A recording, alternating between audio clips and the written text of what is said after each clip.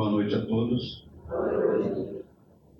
Muita alegria que mais uma vez nos encontramos aqui para ouvir as palavras do Divino Mestre através dos palestrantes que aqui chegam, pois a doutrina espírita em nada difere ou se distancia de Jesus.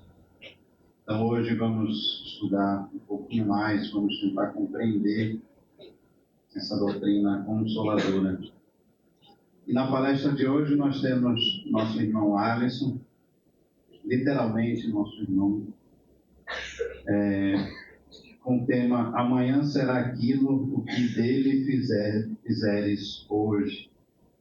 Nós teremos tio Rinaldo, e para quem não sabe, todos que passam pelo DIG, Departamento de Infância e Juventude, recebem esse prefixo de tio, Então o tio Rinaldo participou também do Departamento de Infância e Juventude, ele vai estar na prece inicial. E gostaríamos também de lembrar do ENEESP, aqueles que ainda não conhecem, o Encontro de Estudos Espíritas de Pernambuco. Ele se dá no período de Carnaval, de 15 a 17 de fevereiro, das 8 às 13h30, na Uninassal. E o tema é que brilhe a vossa luz, o despertar do Espírito. Então, os ingressos se encontram à venda na livraria e que espero que todos possam participar. É um evento muito importante para o movimento espírita, principalmente nesse período de Carnaval. Então, vamos começar os trabalhos da noite de hoje com a prece do final.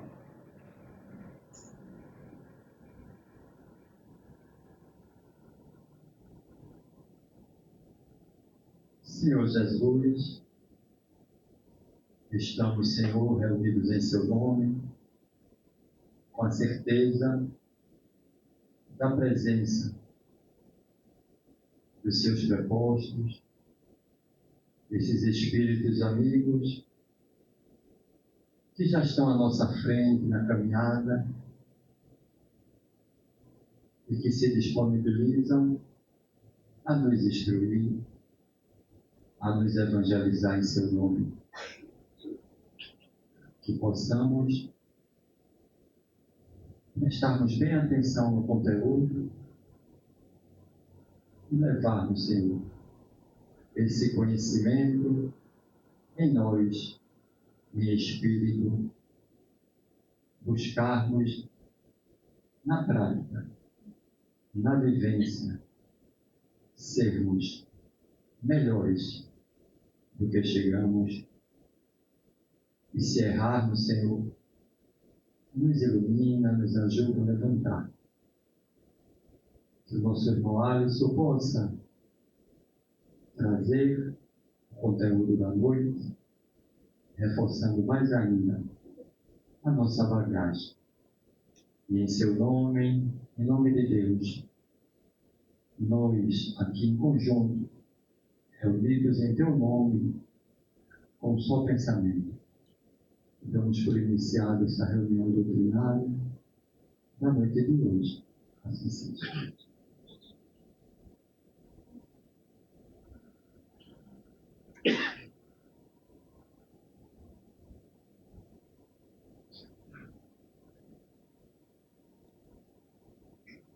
Votos cordiais de saúde e paz a todos. O tema é bastante propício para a data, É a última palestra desse ano, eu só falo para vocês agora ano que vem. Aproveitar essa folga. Até domingo. Mas enfim. Eu diria que a gente poderia ampliar o tema. Ao invés de dizer que o amanhã será fruto daquilo que nós fizermos dele hoje, poderíamos dizer que a vida será aquilo que dela fizermos, de uma maneira muito mais ampla.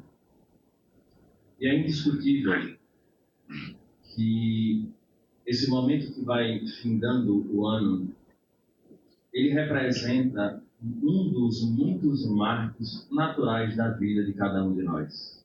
Se a gente parar para refletir, perceberemos que a nossa vida é repleta de marcos, desde cedo.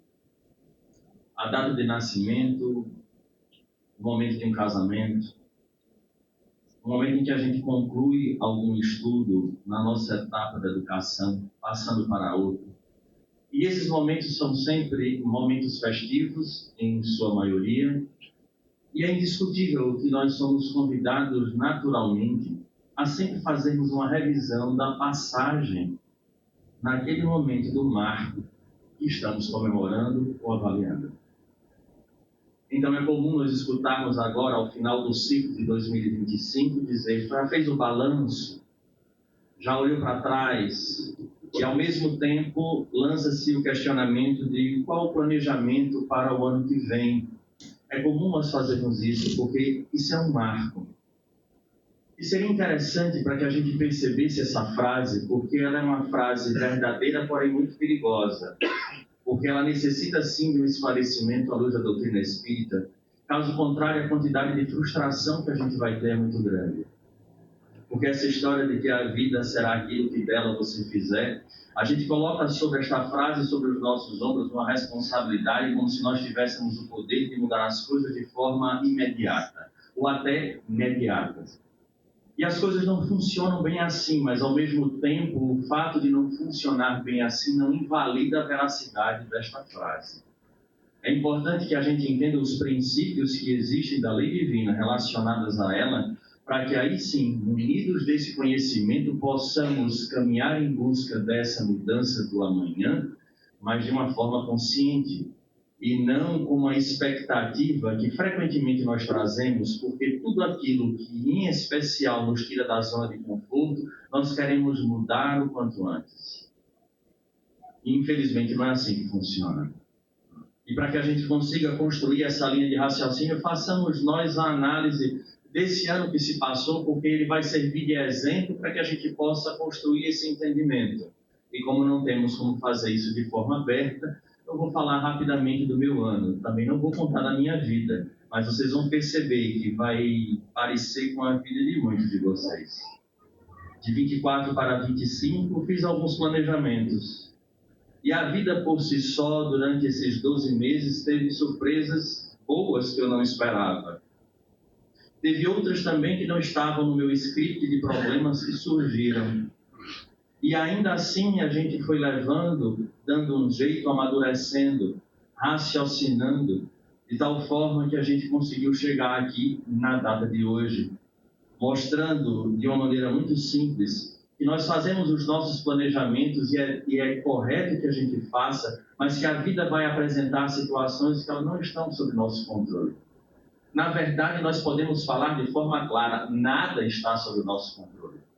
Nós temos a falsa ideia de que existe um controle, mas não é bem assim.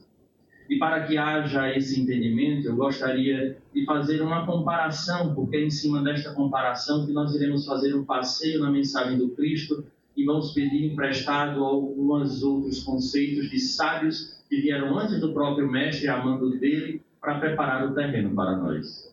Se nós olharmos para uma planta, ou melhor, para uma semente, e colocarmos no terreno e começarmos a tratar dela, seria esse talvez o grande exemplo materializado diante de nós que possa representar essa frase de que aquilo que nós fizermos mudará o nosso amanhã, ou o nosso amanhã será fruto daquilo que fizermos hoje. Nós plantamos, jogamos essa semente como a parábola do semeador. Um semeador saiu a semear e ele jogou sementes em vários tipos de terreno. Quantas variáveis vão existir para que, de fato, esta semente venha a brotar, a virar uma árvore frondosa e amanhã dar frutos? Quantas são as variáveis? Primeiro, o terreno. Será que o terreno ele é um bom terreno? É um terreno mais ou menos? Será que nós conseguimos colocar a semente numa profundidade viável para aquele tipo de planta que nós estamos esperando? Uma coisa que nós percebemos na maioria dessas plantas é o heliotropismo. É um caminho, é uma força natural que tem essas sementes de forçar a terra que está sobre ela em busca do sol. Isso é interessante. E ela vai, porque ninguém ensina. É um fenômeno hormonal das plantas, e assim ela vai em direção ao sol, é natural, é da natureza, mas muito indicativo para nós, da mesma forma, nós que chegamos em determinados estágios de nossa vida, buscamos também um sol, um roteiro, algo que nos ilumine e que nos fortifique. É o que acontece com a planta. Mas não é só isso. É necessário lembrar que existem tempestades e intempéries. Além dessas tempestades e intempéries, às vezes há aqueles animais que podem chegar na planta e prejudicá-la. Ora ameaçando no seu processo de desenvolvimento, ora ameaçando, mas depois fortalecendo. E assim a gente vai perceber quantas variáveis existem neste processo em direção a este amanhã que essa planta vai transformar-se em árvore. Fazendo a analogia, é exatamente isso que acontece conosco nesta perspectiva. Nós somos provavelmente esta planta. É necessário que a gente comece a entender agora todas as variáveis da nossa existência para que a gente compreenda a essência desta frase, que é a proposta da noite. Porque tudo para nós é variável, mas a diferença é que estas variáveis elas estão relacionadas diretamente ao nosso próprio processo existencial. Porque a frase da noite é clara, né? Vai falar sobre o amanhã, aquilo que eu fizer hoje, eu modifico o meu amanhã. O amanhã será aquilo o que dele nós fizermos hoje. E eu disse que iríamos ampliar essa visão para a vida. E quando a gente fala isso para a vida, eu repito o que eu já disse anteriormente, nós criamos uma expectativa que ela é falsa. E eu fiquei pensando, confesso aos senhores, enquanto me preparava para palestras, hoje eu vou ser um coach. Vamos lá, pessoal, é só vocês fazerem assim que vai dar tudo certo. Porque essa realidade não é. Na perspectiva espírita, não é assim que funciona. Mas, como eu disse, ela não invalida. Olhemos para o período do Cristo. Aquelas figuras que cruzaram com ele, por isso ele é quem é, governador do planeta, proporcionava ao indivíduo uma verdadeira liberdade, mas ao mesmo tempo dava a este ser a capacidade de ir além e não só esperar o resultado ali.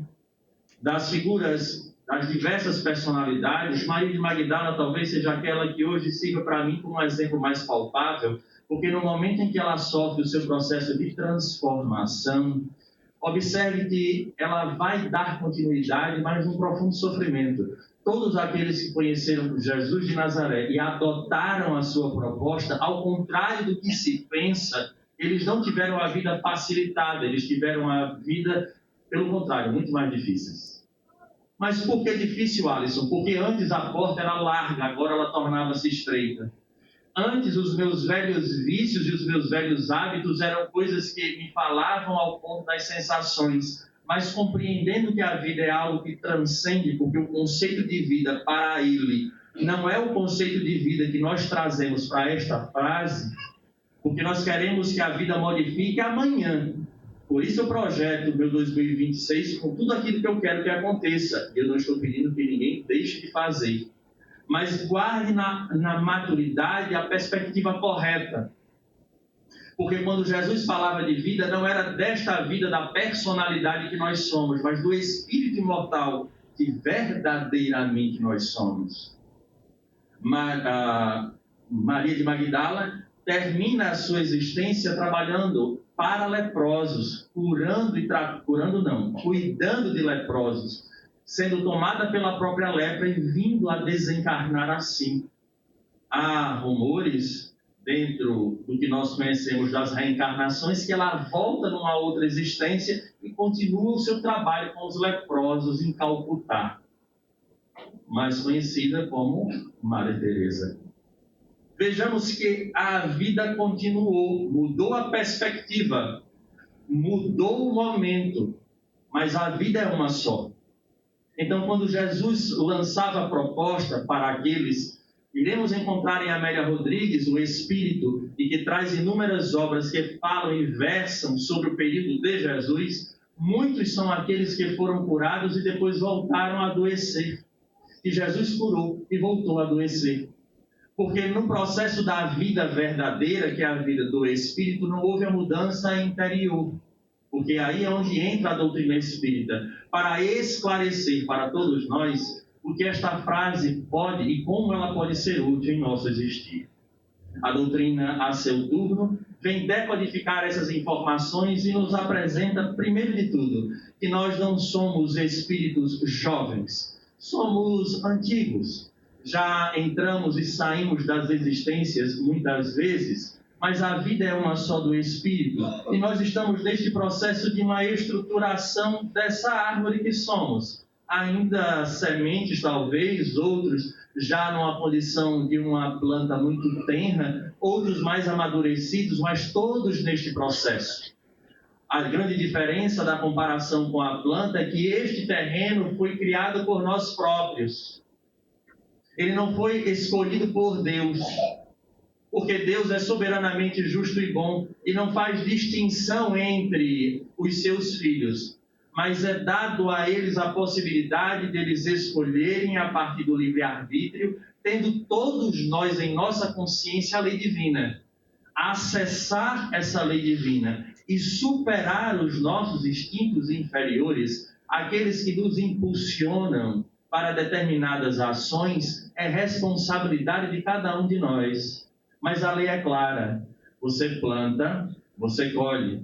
Não há um planejamento no sentido de uma punição objetiva para cada falta. Não é esse o processo. Deus não pensa ou não está preocupado em punir a quem quer que seja. Criou-se um mecanismo tal que, à medida em que o indivíduo age, ele gera consequências sobre sua ação, mas para a vida, não para a personalidade. Como assim, Alisson? Tem coisas que nós fazemos que ela não irá repercutir agora, mas ela gera um problema frente à lei, porque a lei divina é a lei de amor. E tudo aquilo que fere a lei de amor, nós precisamos refazer, reparar, reconstruir. E aí entra a misericórdia de Deus, que aí sim, numa análise, junto àqueles que cuidam de nós, que são os mentores, os anjos de guarda, juntos, nós fazemos um planejamento para esse retorno, buscando aquilo que é possível para que a gente passe e seja aproveitável, para que a gente acerte. Então, esse mecanismo sim é estudado, mas o que a gente e como a gente vai agir diante das consequências que nós geramos, aí vai do livre-arbítrio. Então, essas circunstâncias que nós observamos na planta, que vai do solo, das intempéries, das pragas, das tempestades, e tudo aquilo que cerca e pode limitar o seu crescimento, diferentemente da planta, conosco ela será fruto daquilo que nós estamos fazendo ao longo do tempo. E Deus, em sua misericórdia, não nos cobra à vista. É parcelado. E normalmente um desconto. Tá ótimo, não tá? Não tem juro, tá muito bom. E ainda é parcelado, sim, ainda é parcelado. Olha que negócio nosso. Melhor não poderia, né? Imagina você fazer uma compra, né? E aí você vai dividir e sem juros. E ainda dá um desconto. É uma loja bastante diferente, mas é assim que acontece. A doutrina, então, ela vai nos apresentar um conceito que nós não estávamos acostumados, de uma forma racional. A doutrina, falando desta análise do espírito imortal, da vida única, por isso que nós fizermos da vida hoje, vai representar aquilo que eu vou receber amanhã. Repito, não é o amanhã da minha personalidade. Talvez eu comece a mudar a minha conduta hoje, esperando que amanhã tudo se resolva. Muito provavelmente não irá resolver. Porque é esse tempo que eu passei estragando, vamos dizer assim, essa existência, eu não tenho tempo hábil ainda para que eu consiga agora reverter o quadro. Mas não significa que não será revertido, desde que eu me mantenha nessa postura. Porque nós passamos, às vezes, anos, décadas. Vou dar um exemplo. Passa-se décadas fumando. E a pessoa hoje decidiu parar de fumar. Maravilha! pode ir a qualquer profissional de saúde e perguntar a ele se agora que você parou, se você já está livre dos possíveis danos que o cigarro trouxe a você. O profissional sério vai virar e vai dizer, olha, lamentavelmente, ainda não, porque vai ficar a mancha, essa consequência ainda, podendo gerar distúrbios lá na frente, fruto do que você fez durante décadas. No campo moral é a mesma coisa. Nós agimos de determinadas formas, que criamos marcas para a lei divina, que a consequência ela é tão forte que ela, naquela existência, ela não consegue ser revertida. E aí a doutrina espírita apresenta aqueles dois conceitos, que são conceitos extraordinários e que exigem de nós uma tranquilidade para enxergar sem agonia, sem receio, porque a vida, ela vai dizer que haverá as provas e as expiações. É assim que acontece. Se olharmos para esse ano, eu tenho certeza que muitos aqui passaram por várias provas, provavelmente por algumas expiações. Mas Alisson não estava planejado. Pois é, mas aconteceu. E é tão interessante que os Espíritos vão dizer no Evangelho segundo o Espiritismo, no capítulo 5º, que existem as causas atuais das aflições e as causas anteriores. Veja que interessante. As causas atuais são aquelas frutos, agora é uma análise minha, eu vou abrir um parêntese. As atuais, frequentemente, elas são frutos do nosso ontem. Mas peraí, Alisson, não existe as causas anteriores? Como é que você está querendo dizer que a atual é fruto? Então não existe atual? Existe. Mas o problema é que nós trazemos os vícios desse ontem. E atuamos hoje. Então eu começo a ter consequência já de agora. Se eu sou, por exemplo, violento com alguém, eu posso ter a consequência já de imediato. Mas essa violência não foi construída hoje. Ela já vem comigo. Percebem a delicadeza da situação? Então há problemas que surgem hoje, mas são frutos do que eu sou. E eu sou a síntese de todas as reencarnações. Todas, sem exceção. Então, olhando para o nosso cenário de 2025, a gente começa a perceber, Alisson, então quer dizer que essas situações que eu passei dentro do meu negócio, que sofreu abalos, dentro das minhas relações que sofreram abalos, tudo isso fazia parte de um contexto que faz das nossas provas e das nossas expiações. Qual a diferença, Alisson? O termo por si só ele já fala. As provas são aquelas que estão nos testando para saber que aquilo que nós passamos ontem, nós já adquirimos o saber. Quem aqui já passou na carteira escolar sabe o que é isso. É fazer prova de matemática. Primeiro você tem a aula, depois você tem a prova sobre a aula, para saber se você aprendeu ou não. Assim é na vida moral. Nós agimos de determinadas formas, geramos algumas consequências e queremos reajustar. Reajustamos, vamos agora de frente com algumas situações e vamos lembrar aquela outra. Será que a gente erra novamente? Se você errar novamente, você não passou na prova. Porque você não adquiriu o principal, que é o valor. Só existe prova enquanto não há valor adquirido. Guardemos isso. Só há prova quando não há valor adquirido. Como assim, Alisson? Eu já tenho tendência a perdoar, a compreender as pessoas. Eu estou dizendo eu não, é exemplo, tá? Eu vou deixar isso bem, né? Aí a pessoa vai lá e apronta uma com você. Você não sofre tanto. Por que não? Porque você já está numa condição de superar aquele problema. Aquela prova deixa de existir porque o conhecimento, o conteúdo já não existe, você já adquiriu. Prova de matemática, vamos falar sobre adição. Vou lançar uma prova para todo mundo aqui de adição. Acredito que a maioria de nós não terá problema nenhum em fazer uma adição simples. Por que não? Porque esse conhecimento já faz parte da nossa vida. Então não é uma prova, foi algo que eu superei já. No entanto, Joana de Ângeles, numa obra chamada Plenitude, ela vai nos dizer que essas provas elas estão relacionadas àquilo que nós nos equivocamos e que, combinado com os nossos mentores, nós temos a possibilidade de vir para passar. Mas nós somos teimosos. E há aqueles que, como réu primário, que recebem a possibilidade de voltar sem uma grande pena, nós reincidimos no problema. Aí Joana vai dizer assim: aquele que reincide no problema mais de uma vez, gerando consequências mais severas, vai sair do campo da prova. E da mesma maneira que no campo penal o indivíduo vai ser preso, ele agora vai para a expiação, que significa uma prisão. Ele passa por um processo expiatório, não tem como. Não é negociável, a prova é.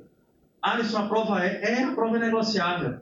A prova, às vezes nós estamos caminhando tão bem, que o que é que eu disse? Que a prova só existe quando não há a aquisição do conhecimento, do conteúdo. Se nós já estamos caminhando para aprender aquele conteúdo, eu não preciso passar pela prova, porque Deus não quer a punição. Ele quer que o indivíduo aprenda. Há uma história clássica dentro da doutrina espírita que o indivíduo veio e ele iria perder o braço. Ele agiu de uma forma tão positiva durante a sua existência que não tinha necessidade mais a lei divina incidir sobre ele, fazendo com que ele perdesse o membro. Ele perdeu uma falange. Porque o objetivo não é penalizar. O objetivo é aprender. E é isso que a gente agora começa a entender. Que dentro deste processo de 2025, que na verdade eu estou usando como exemplo, mas é a nossa existência inteira, todos os fenômenos provacionais são apenas oportunidades que estão sendo nos dadas para desenvolver o conteúdo que precisamos ter. Não foi castigo. Deus não acordou de mau humor e escolheu para ter um problema. Não. Eram as ferramentas e são as ferramentas para que a gente resgate esse ontem, mas em especial para que se aprenda. E uma vez, agora sim, a gente insistindo no equívoco, mantendo-se ali, sem aceitar e aprender, chega um momento em que diz, olha, a gente lhe deu todas as chances, agora é expiação. E a expiação surge num processo doloroso. Vão ser determinadas doenças genéticas, imunológicas, processos de perdas severas, por exemplo, perder alguém que é arrimo de família e agora a família vai passar por uma situação dificílima. Não tem como negociar. Aconteceu. E aí eu repito, a prova não. Às vezes se adia a prova. O cara está indo tão bem, os espíritos dizem, rapaz, não aperrei o rapaz, não. Está caminhando tão direitinho. Deixa essa prova lá para frente. Acontece. Isso está na literatura. A expiação não tem condições de fazer isso. A expiação já é a medicação amarga do indivíduo que ele abusou ao extremo. E nesse processo ele precisa passar por uma cirurgia para extirpar o mal, para reequilibrar aquilo que ele conseguiu desequilibrar ao extremo. Eu lembro, sempre faço essa analogia, numa condição extrema dos suicidas, que é uma revolta contra Deus. Isso é uma regra geral? Não, gente, não é uma regra geral. Né? Existem as exceções. Melhor dizendo, isso é uma regra geral, mas existem as exceções. Porque tem gente que vai ser médium, por exemplo, como consequência daquele processo de suicídio. Há uma médium famosa no Brasil, que foi Ivone do Amaral Pereira, que tinha sido suicida algumas vezes e nasceu com uma mediunidade extremamente ostensiva, educou-se, serviu como instrumento e reparou no processo de servir. Mas uma parte, a massa, o que é que acontece? Na hora em que você prejudica a si próprio numa revolta a este Deus, você gera um conflito tão forte em você que o seu corpo vai exprimir aquele conflito na sua próxima encarnação. Então ele imprime na matéria os problemas que foram gerados lá atrás. E isso é em tudo. Olha, Alisson, em tudo, em tudo. Porque a doutrina espírita, nesse contexto de provas e de expiações, apresentou um elemento, um conceito também novo, numa linguagem nova, mas o entendimento ele já vem desde os egípcios. Quando se fala do perispírito, esse elemento que transcende, que na verdade ele é entre o espírito que somos e a matéria que estamos. Existe um elemento que faz uma ligação. Então, tudo aquilo que foi adquirido pelo espírito, ele vai passar para o corpo físico. Está complexo? Mais ou menos? Eu vou fazer a mesma história do suicida. O indivíduo vai lá, pega uma arma e dá um tiro na cabeça. O nosso corpo, ele tem o perispírito, que é exatamente o elemento que guarda tudo aquilo que nós fazemos. É o nosso DNA. Então, tudo aquilo que eu faço ao meu corpo reflete no meu espírito através do perispírito. Ele guarda aquilo. Tudo que foge à lei estará marcado no perispírito. Este desequilíbrio, então, marcou a área que eu gerei o desequilíbrio. Qual foi a área? Cabeça. Próxima encarnação, esse espírito precisa colocar para fora o desequilíbrio que ele próprio causou no seu corpo espiritual. Então, quando ele vai para o corpo, uma nova experiência terrena, os espíritos dizem que a ligação do espírito ao corpo ela ocorre célula a célula. Então, na medida em que ele vai imprimindo o novo corpo, quando chega na área da cabeça, houve um desequilíbrio causado intencionalmente pelo próprio indivíduo. Então, ele agora imprime na nova matéria aquele desequilíbrio. E aí vamos ver todos os tipos de situações de problemas gravíssimos, desde os psiquiátricos, a situações de hidrocefalia, anencefalia e todas as situações. É uma maldade? Não, é a bênção, porque na perspectiva do Cristo, a vida não é a personalidade. A vida é do Espírito. Na hora que naquela existência ele desencarna, o defeito, entre aspas, causado por ele próprio foi no corpo e o Espírito voltou ao seu formato original. Só tem um detalhe. Na próxima existência, ele passará pela prova. Qual a prova, Alisson? A mesma prova que o levou a tirar a sua própria existência. Para saber se ele aprendeu. É justo? É justo. Agora a gente começa a entender, de fato, que realmente o amanhã será aquilo o que dele nós fizermos hoje. Só que esse amanhã, eu repito, talvez não seja o amanhã daqui a 24, 48 horas. Será o da vida, do Espírito que nós somos. Olhemos para as nossas relações. Há relações tão difíceis que às vezes a gente mal consegue falar com a pessoa, mas observe que a gente já nem se mata mais. Talvez um dia a gente tenha se matado, hoje a gente só se odeia.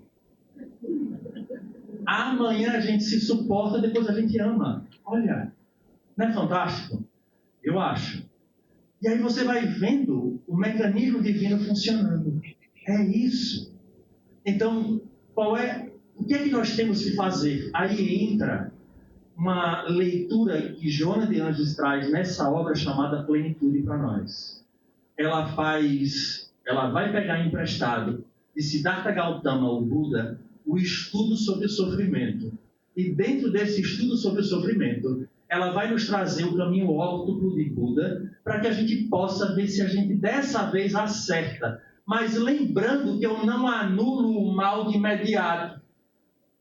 E é isso que precisamos amadurecer. Talvez a grande dificuldade para nós, inclusive os espíritas, é entender que este processo não é uma troca. Porque tem gente que vai usar da religião para isso. Ela utiliza dessa ferramenta como uma bengala, mas ela não muda verdadeiramente internamente, mas ela quer que o resultado aconteça. Porque agora ela faz campanha do tiro, porque agora ela aplica o passe, porque agora ela vem ao Jefa toda semana, porque não vai funcionar. Porque o processo não é aquilo que eu faço fora, é aquilo que de fato eu preciso trabalhar dentro, porque foi essa construção com o que eu fiz das minhas ferramentas que gerou o hoje que nós estamos vivendo e as surpresas que teremos para frente. 2026, vamos planejar. Quais são nossas metas? Quais são nossos objetivos? E até no campo moral, ou melhor, em especial no campo moral, porque só modificará essa realidade. De fato, é o que acontece. E aí, para entender o caminho óptimo de Buda, nós iremos lembrar a origem do sofrimento. E aí ele vai trazer de uma forma fantástica. Ele diz, olha, eu já falei aqui em outros momentos, mas eu acho que para um ano que está se encerrando e outro para frente, que chega, vale a pena a gente lembrar. Porque no frigir, quando a gente planeja, o que a gente quer é evitar dor, evitar sofrimento em qualquer matiz da nossa vida. E aí ele diz que a origem do sofrimento são três. É o sofrimento advindo do próprio sofrimento, o sofrimento advindo da impermanência e o sofrimento advindo dos nossos condicionamentos. É o que ele diz. mas o sofrimento do sofrimento é aquele que não tem jeito, a gente sente porque sente. E que é uma maravilha, apesar da gente não gostar. A dor é um mecanismo fisiológico que avisa que algo está fora do lugar, que está acontecendo algo em nosso corpo ou em nossa vida moral que nós precisamos ajustar. E nós falamos rapidamente disso na nossa palestra de Natal, quando, mas fulano fez tal coisa comigo e eu agora sofro porque eu não tiro da cabeça. Veja, quem foi que errou com você? Foi fulano. Por que você então está sofrendo tanto? Já que foi ele que errou com você. Porque a gente quer que o outro de fato faça aquilo que não era para ter feito, mas você não tem controle, nós não temos controle. A gente precisa substituir nossa mente. Aí entra o que os espíritos dizem, chamado de laboterapia. É muito difícil, na nossa condição do dia a dia, a gente substituir um pensamento negativo. E aí o que é que você deve fazer para substituir? Trabalhe. Como assim, Alisson? Trabalhe. Eu não estou deixando de lado as terapias, a psicoterapia, não é isso. Mas aqui durante o dia, na hora que eu trabalho, preencho o meu tempo com algo positivo, eu vou pensar naquilo que eu estou pensando, e não no problema que eu estou criando. Porque se eu estou criando, a pessoa já fez. Não adianta mais eu remoer. Aí dói. Sabe por que dói? Dói porque é o mecanismo da vida lhe chamando a atenção para você mudar. Só dói por isso. Enquanto você não aceita, dói. Enquanto você não preenche a sua cabeça com outra coisa e vai fazendo pouco a pouco essa mudança de perspectiva, dói. Porque a dor é uma bênção de fato. Desde a física, quando você bota a mão na panela quente, você não fica refletindo para saber o que é, você puxa imediatamente, porque o organismo já está lhe preservando, assim como a dor moral. Então esse é o sofrimento vindo do próprio sofrimento. Dá uma topada, vocês vão aprender rápido o que é o sofrimento vindo do sofrimento. Alguém já topou à noite indo no banheiro com o dedo midinho? É esse o sofrimento vindo do próprio sofrimento. Dói. O que fazer? Né? Você não acende a luz para não perder o sono. Aí você topa, você perde o sono e quebra o dedo. É uma maravilha. Essa dor intensa é o sofrimento advindo do próprio sofrimento. O outro é o sofrimento da impermanência. Gente, tudo é impermanência. Tudo. Absolutamente tudo. Não levantem a mão, não precisa. Mas é possível que alguém em 2025 tenha perdido, entre aspas, alguém. É o caminho de todos nós. Se veio, volta. E é interessante porque a dor, ela é real, a saudade, ela é real, só que a gente nunca lembra que não é um adeus, é um até breve. Porque a gente pensa sempre na morte do outro. Não na minha, né? Eu não vou, né? Nem quero ir. Você quer ir? Minha avó tinha isso. Minha avó já tinha os seus 94 anos, de vez em quando eu encontrava com ela na varanda. E ela, que saudade do seu avô. Quer ir? Não, deixa ele lá. É um amor, né? A Chaves é um amor. Né? E você vê que, mas é o caminho, e a gente não lembra. Então tudo é impermanência. Gente, se a gente parar para raciocinar que nós já estivemos em muitos corpos, em muitas casas, em muitas relações, com muitos filhos, muitas posses e com posse nenhuma, nós já transitamos por todas essas experiências e continuaremos fazendo. Por que perder tanto tempo em se apegar tanto? Porque tudo é impermanência. Tudo. Nossa vida é um sopro. A gente se acha, às vezes, atlético, forte, né? E a vida, às vezes, uma bactéria ou um vírus que você não vê, me derruba. E você parte sem nem esperar. E a gente perde o contato. E aí ele diz que o sofrimento vem da impermanência. Essa é a segunda situação. E o terceiro é o condicionamento. E Alisson, o que é que significa, então, o sofrimento vindo do condicionamento? O condicionamento que ele chama, que Buda chama, é a nossa educação. São as nossas instruções. Em outras palavras, são as nossas crenças. Tudo aquilo que alguém faz que foge àquilo que eu acredito, eu vou ter dificuldade em aceitar essa outra situação. E por conta disso eu sofro. Quantos pais não sofrem porque projetam em seus filhos aquilo que gostaria que eles fossem, mas não conseguiram, querem que os filhos sejam. os pais presentes, é possível que alguém tenha uma situação dessa. Dói. Porque o condicionamento faz com que você queira ser, que seu filho seja aquilo que você quer, porque você não foi. É um condicionamento. E tantos outros condicionamentos que nós temos. Quem fizer uma dieta vai entender fácil o que eu estou dizendo. Você está condicionado a comer doce. Quem começou a dieta essa semana? Temos uma heroína. Porque a maioria diz deixa para depois do... Eu também deixaria. Não vou mentir. Quem já esperou até agora, espera um pouquinho. Não é assim? Tá vendo? É o nosso condicionamento. É isso. Gera desconforto? Gera. Então gera sofrimento. Então Buda vai dizer que a causa dos nossos sofrimentos estão nessas três situações. O sofrimento do sofrimento, o sofrimento da impermanência e o sofrimento fruto dos nossos condicionamentos. A partir daí, então, ele gera para nós o caminho óptico. E ele vai chamar de retidão. Tudo aquilo em termos de retidão. Então ele diz, crer retamente é o primeiro passo. Crer retamente é assim. Porque na hora que você tem fé, que você acredita e de forma positiva, isso te induz, isso te leva a você ampliar as forças interiores. Além disso, faz com que a gente consiga recorrer a essa força maior, porque o próprio Cristo dizia, qual o pai que o filho pede o pão e ele dá uma pedra. Então, na hora em que eu creio retamente, ele vai falar dessa retidão em todos os sentidos. São 8 retidões que ele nos traz. Na hora em que eu creio retamente, eu começo agora a andar lembrando que existe um ser superior. Que nada do que me ocorre é fruto do acaso. Inclusive os meus processos de dores e de sofrimentos. Porque Deus, como é amor e é soberanamente justo e bom, Ele sabe o que é melhor para mim. Porque Ele não me enxerga na personalidade transitória em que eu estou, mas me dá a medicação necessária para o espírito imortal que eu sou. Primeiro, crer retamente. Segundo, querer retamente. Comecemos a planejar 2026. Querer retamente. Então, primeiro eu creio, segundo eu quero retamente. O querer, ele está atrelado à nossa crença. Porque se eu tenho uma crença que de fato me aponta nortes, o meu querer vai ter a ver com o norte que eu elegi para mim.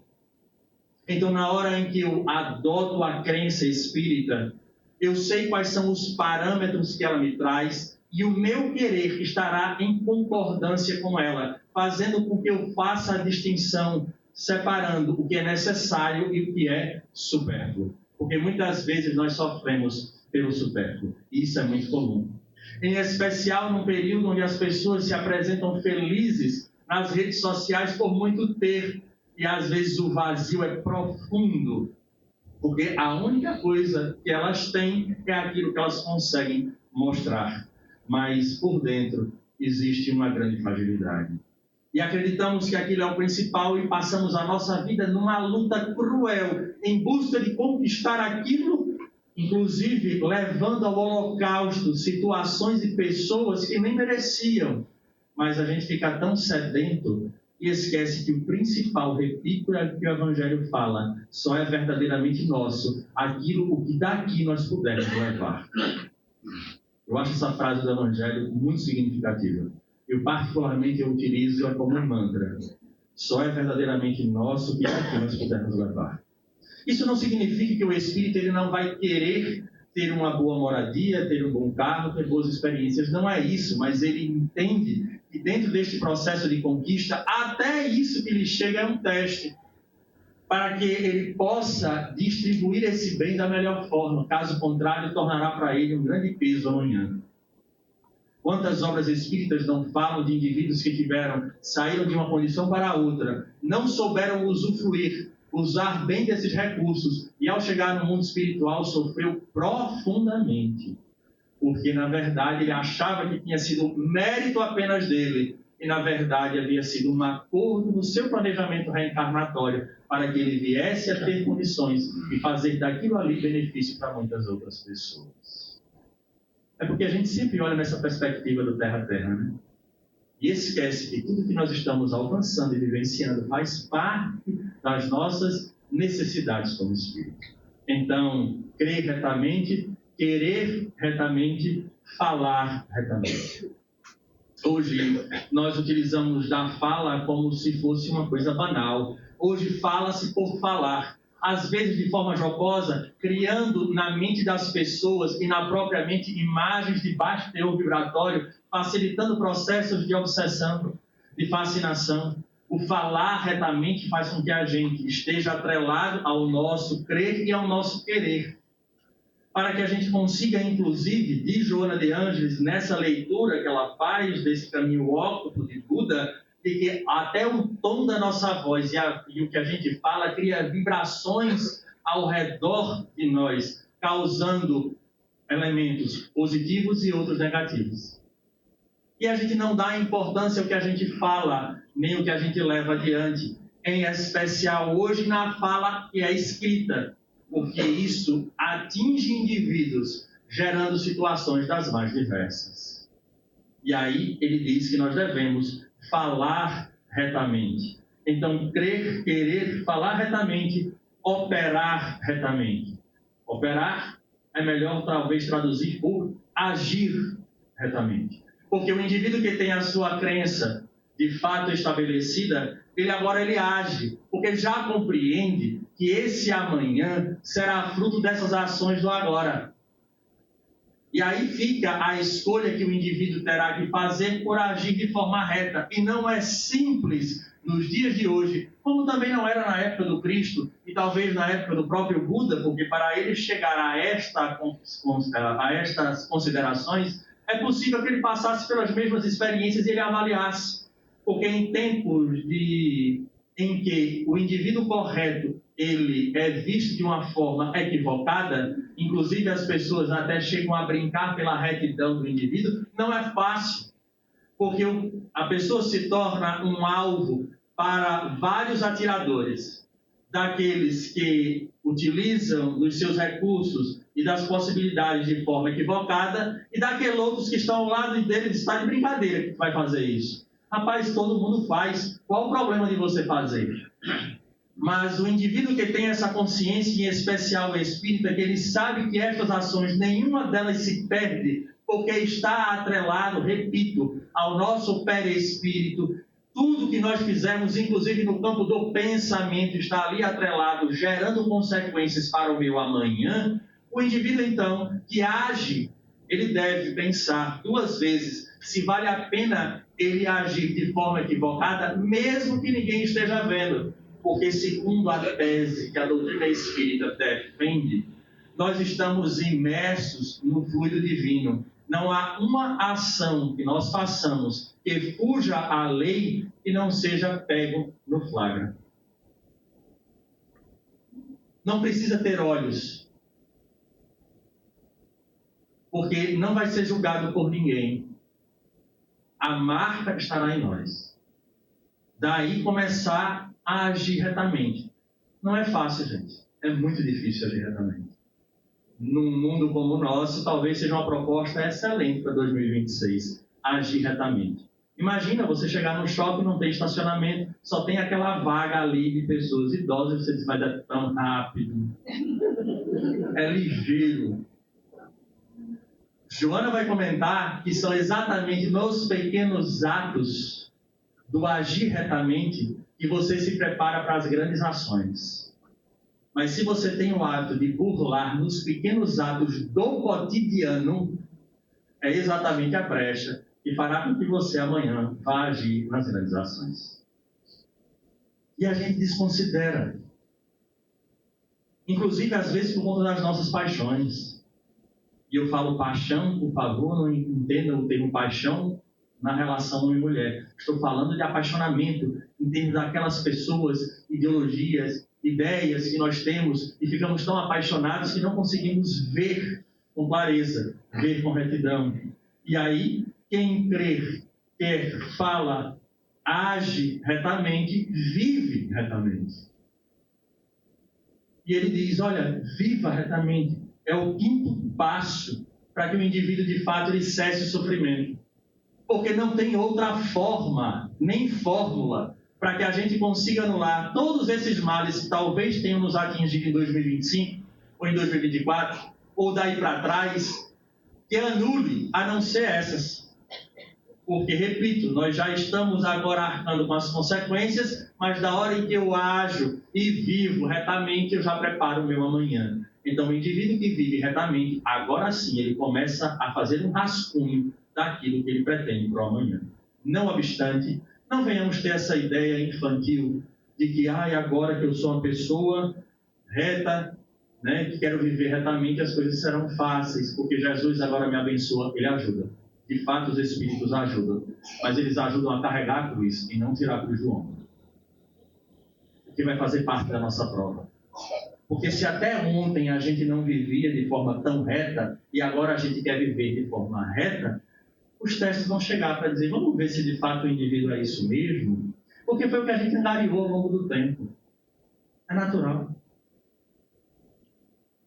E aí vai ser aquela história da dieta, que eu disse. Não, só hoje.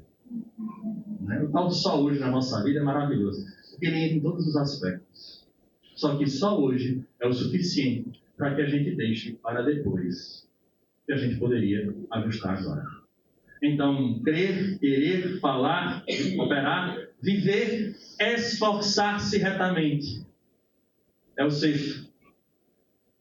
Porque não adianta você querer apenas, porque eu garanto que nós temos muita boa vontade para muita coisa.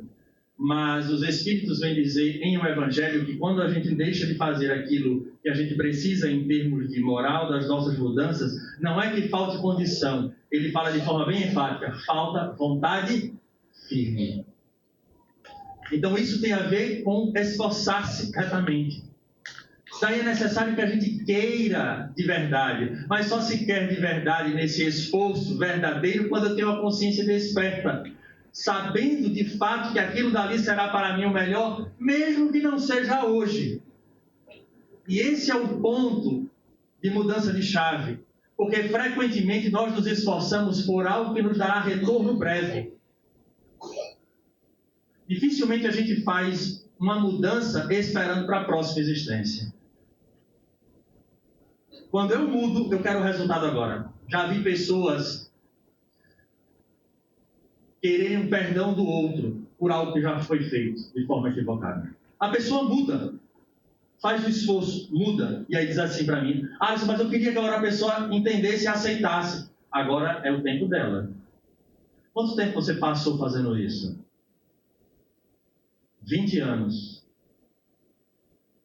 Mas eu despertei, eu mudei, isso eu entendo. Só que foram 20 anos para a pessoa chegar no limite. Agora entenda que você vai precisar respeitar o tempo desta pessoa.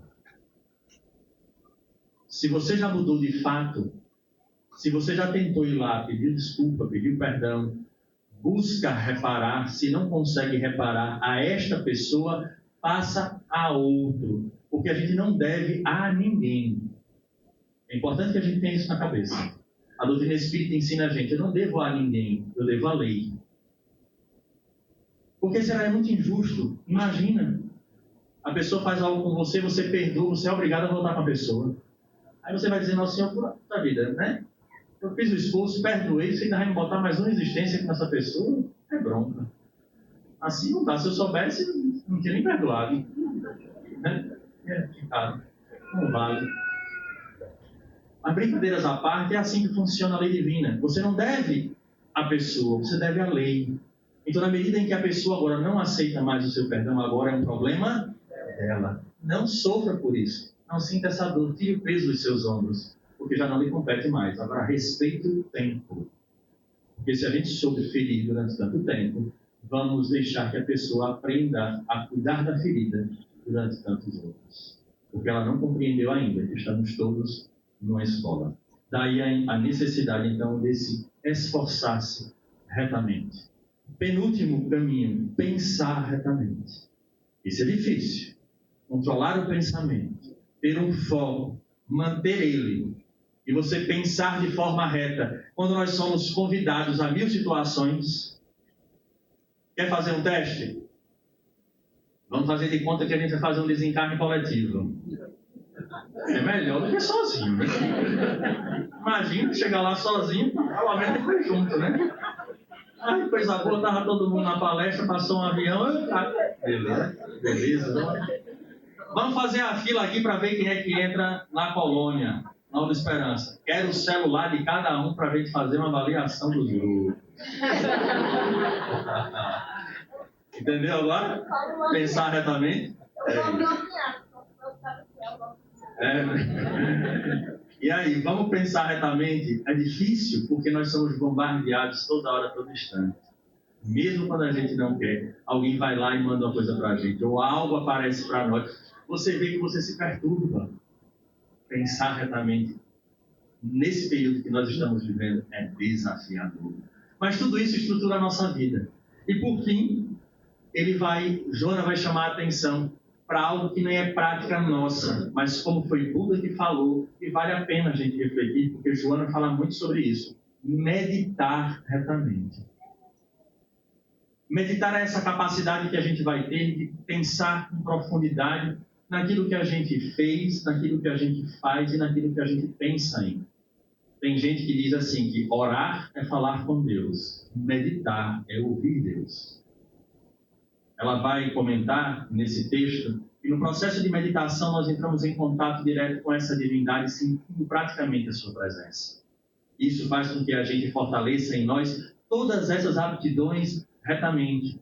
Então nós deveríamos ter um tempo de parar de fato. É simples? Não, mas deveríamos. No momento da nossa prece, a gente eleva o pensamento, mas depois disso silencia e tenta também silenciar intimamente. E nesse processo a gente vai ver que de fato há conexões, espíritos se aproximam, e não só isso, essa conexão direta que a gente faz renova as nossas energias e em especial a nossa disposição para o que a gente precisa alcançar.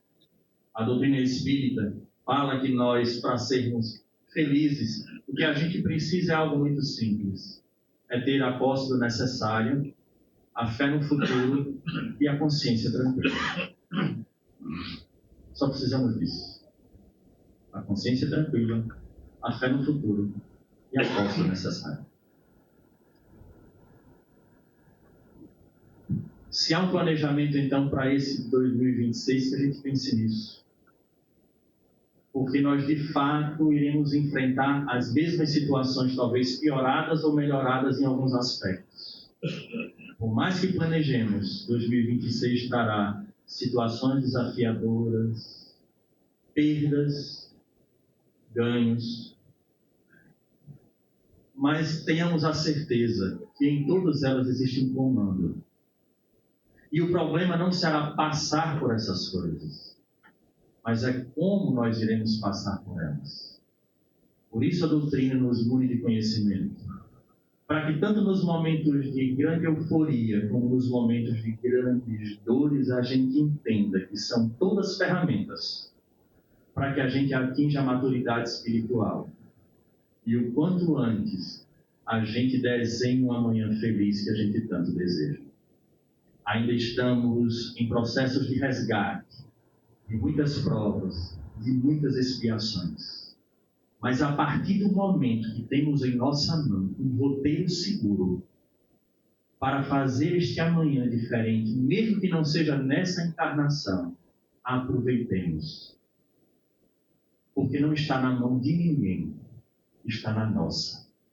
Enquanto estamos aqui, encarnados, no local dos atritos, da aquisição da experiência, é a oportunidade de desenhar o amanhã que a gente deseja. Façamos da melhor forma, seja pelo caminho óptico de Buda, seja pela lei do Cristo, quando fala de amar a Deus e ao próximo. Mas não venhamos a perder essa oportunidade. A todos vocês um grande abraço, um excelente Réveillon, uma entrada de ano muito feliz, e que a gente possa meditar, fazer esse planejamento das nossas conquistas materiais, lembrando que estas poderão ou não acontecer, mas com certeza estaremos sob os olhos de Deus, nosso Pai. Muita paz.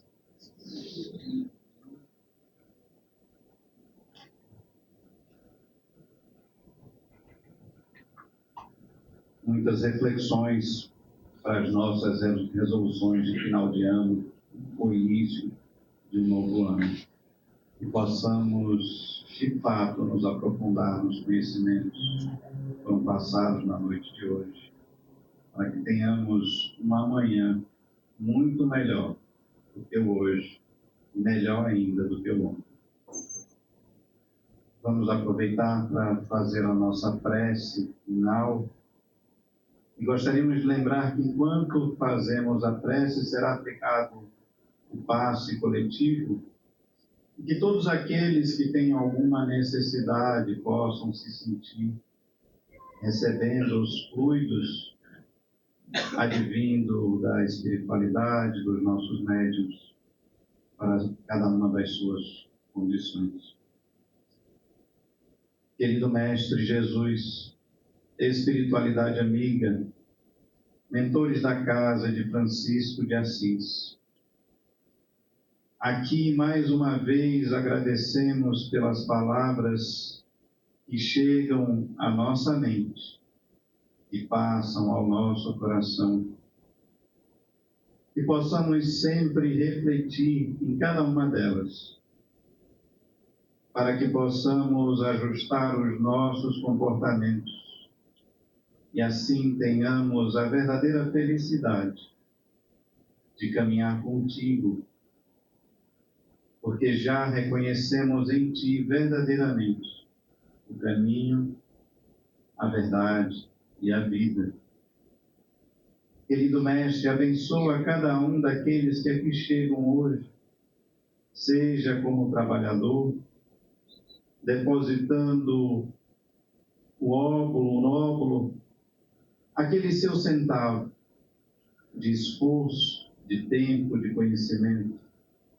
Abençoa aqueles que aqui chegam em busca do consolo, do aprendizado, da sintonia contigo, para que todos nós possamos, de alguma forma, transformar as nossas existências, que outrora tão conturbadas, precisam do devido reajuste, e que aqui possamos sempre encontrar os instrumentos necessários para ajustar as nossas condutas.